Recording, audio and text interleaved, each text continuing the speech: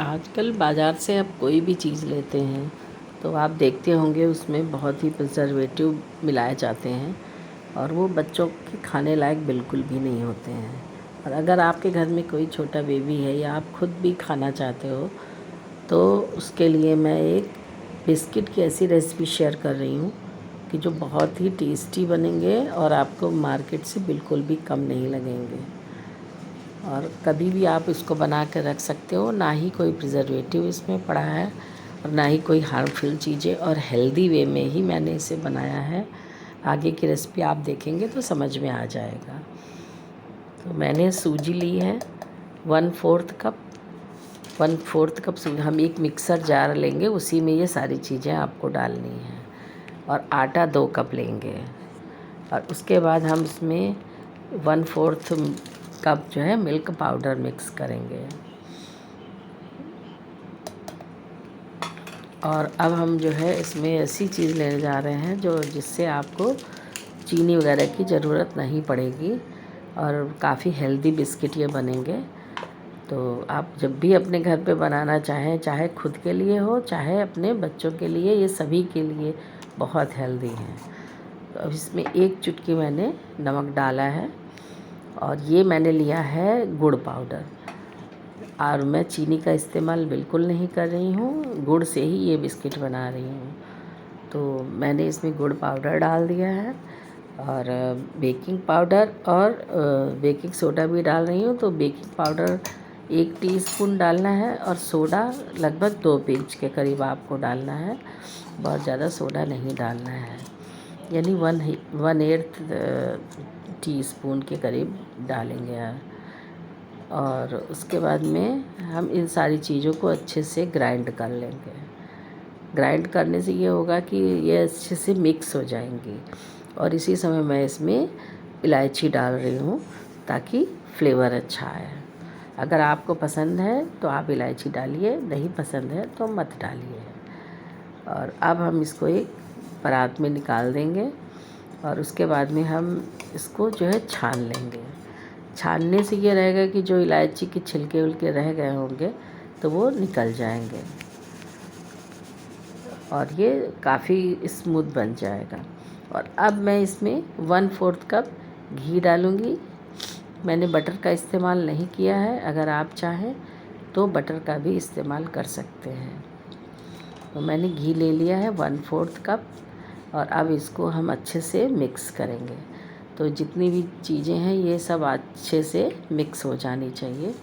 इस तरह से हमको इसको गूँथना है। और आप देखेंगे कि ये काफ़ी भुरभुरा है अभी, लेकिन अब इसमें जो है जब बाइंडिंग के लिए हम थोड़ा सा दूध डालेंगे। अभी मैंने थोड़ा सा 1 टीस्पून के करीब घी और डाला है, मुझे कुछ लग रहा था कम, तो इसलिए मैंने डाल दिया है। और अब हम थोड़ा थोड़ा सा दूध का छींटा मार के इसको बाइंड करेंगे। तो आपको दूध थोड़ा ही थोड़ा डालना है जिससे कि वो अच्छे से टाइट डो बने, बहुत गीला ना रहे। और इसी तरह से हम इसको अच्छे से मिक्स कर लेंगे। थोड़ा सा आपको हाथ दबा दबा के गूँथना है, आपको आटे की तरह नहीं गूँथना है। आपको उस तरह से नहीं गूँथना है कि आप जो है आटे की तरह उसको मल मल के पूरा चिकना डो बनाएं। आपको जस्ट बाइंड करना है इसको। ये अच्छे से बाइंड हो जाएगा तो उसके बाद में आप जो है इसको फ्रिज में रख देंगे। फ्रिज में रखने के बाद में हम करीब आधा पौन घंटा हम फ्रिज में रखेंगे।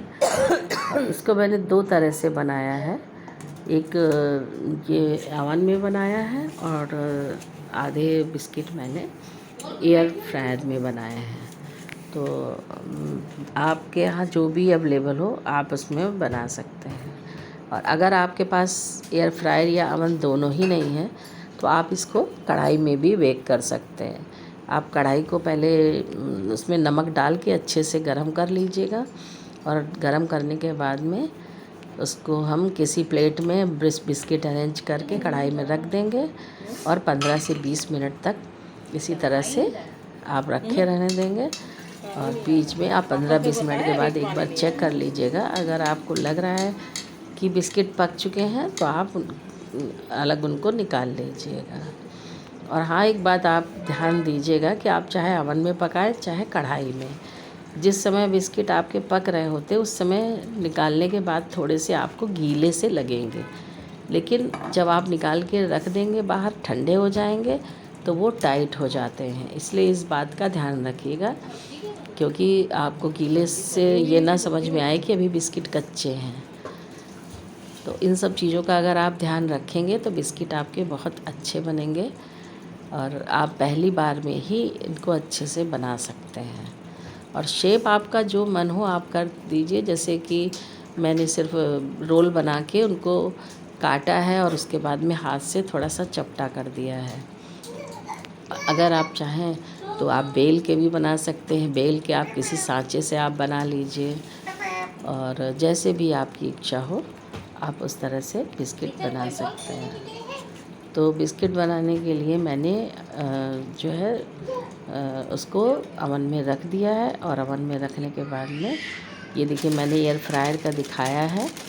एयर फ्रायर में 180 डिग्री पे मैंने पहले इसको प्री हीट कर लिया था 5 मिनट के लिए, और उसके बाद 160 डिग्री में मैंने 10 मिनट तक और इनको पकाया है। उसके बाद जो है हम आप बाहर निकाल के चेक करेंगे, और अगर आप हमारे बिस्किट पक गए हैं तो आप उनको ठंडा होने के लिए पंखे के नीचे रख देंगे। पंखे के नीचे रखने के बाद आपको पता चलेगा कि हाँ बिस्किट अच्छे बने हैं कि नहीं, या पक गए हैं कि नहीं, क्योंकि जब थोड़े ठंडे हो जाते हैं तभी वो थोड़े से कड़क बनते हैं। और ये देखिए मैंने एयर फ्रायर के बॉक्स में इनको अरेंज कर दिया है। इसी तरह से आप भी अरेंज कर लीजिए। इनको थोड़ा सा दूरी बना के ही रखिएगा जैसे मैंने सेट किया है, क्योंकि ये बनने के समय थोड़ा सा फैलते हैं, तो ऐसा ना हो कि वो आपस में चिपक जाएं, क्योंकि अगर पास आप रख देंगे तो वो आपस में चिपक जाएंगे तो वो देखने में अच्छे नहीं लगेंगे। और इस तरह से जो है आप ये माइक्रोवेव के बना लेंगे। और उसके बाद में मैंने ये देखिए कुछ अवन में बनाए थे, तो ये अवन वाले भी मेरे तैयार हो गए हैं। ये बिस्किट भी मेरे पक गए हैं। ये देखिए थोड़ा सा लाइट लग रहे हैं, लेकिन बाहर लाने के बाद में मुझे पता चला कि वो पक चुके थे। ये बहुत अच्छे बने थे। और ये देखिए दोनों तरह से मैंने आपको बना के दिखा दिया। इसको भी 180 डिग्री पे पहले हम प्री हीट करेंगे, और उसके बाद 160 या 165 पे रख देंगे, और ज़्यादा टाइम नहीं लगता है, आपका 15 से 20 मिनट में बिस्किट तैयार हो जाएगा। हाँ, आपका एयर फ्रायर का जो बिस्किट है वो थोड़ा जल्दी पकता है, और ओवन में बनाया हुआ बिस्किट थोड़ा सा 5 मिनट ज़्यादा टाइम लेता है।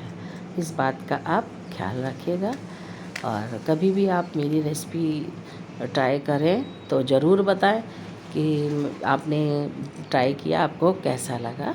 धन्यवाद।